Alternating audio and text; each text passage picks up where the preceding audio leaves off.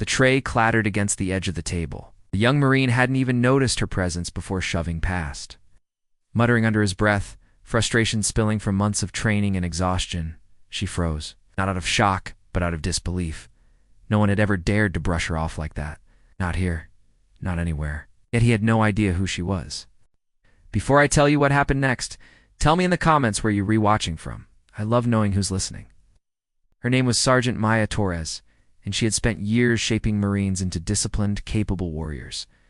Her record was impeccable. Her command respected, but respect was something she had learned could never be demanded, only earned. And yet, here in the crowded mess hall, in the hum of fluorescent lights and clinking silverware, a single push had threatened to undo it all. The room smelled of reheated stew, coffee, and polished boots. Sunlight pierced the blinds in slanted streaks, catching dust particles and suspended tension alike. Around her, Marines continued their routines, unaware of the minor storm brewing near the food counter. Maya's hands rested lightly on the edge of the table, steady despite the familiar surge of pride, irritation, and calculation. The young Marine, Private Daniels. Didn't he know he had just crossed someone who could end his day or change the trajectory of his career with a single word? He adjusted his backpack, muttered again, and moved on, oblivious. Maya took a breath. She could yell. She could confront him immediately. She could enforce authority in the classic, commanding way she had been trained to do. But she paused. There was a lesson here, one that didn't need anger, but clarity. She followed him quietly, matching his pace through the mess hall, noting how the others watched but didn't intervene. The moment stretched, each step punctuated by the soft scrape of boots and the metallic clang of trays. Maya allowed herself the fraction of a second to observe.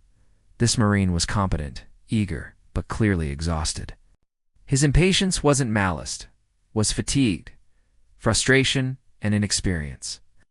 When he finally stopped to dump his tray and lean against a counter, Maya stepped forward, calm and deliberate.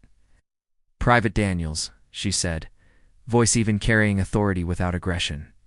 He spun, eyes wide. Confusion flickered across his face. Yes, ma'am." A push, she began, gesturing subtly toward the table, was unnecessary. "You don't treat anyone like that, not here, not anywhere." He blinked, processing. I didn't realize you were shoving your sergeant aside."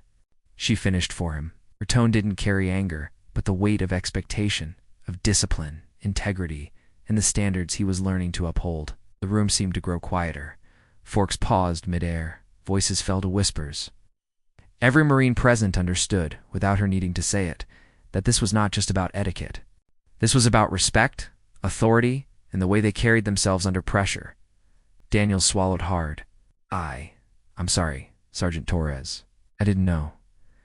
Maya studied him for a moment, reading not only his words, but his intent. The subtle shift in posture, the flicker of self-awareness. She could see the moment of reckoning dawning, the understanding that respect had to be given.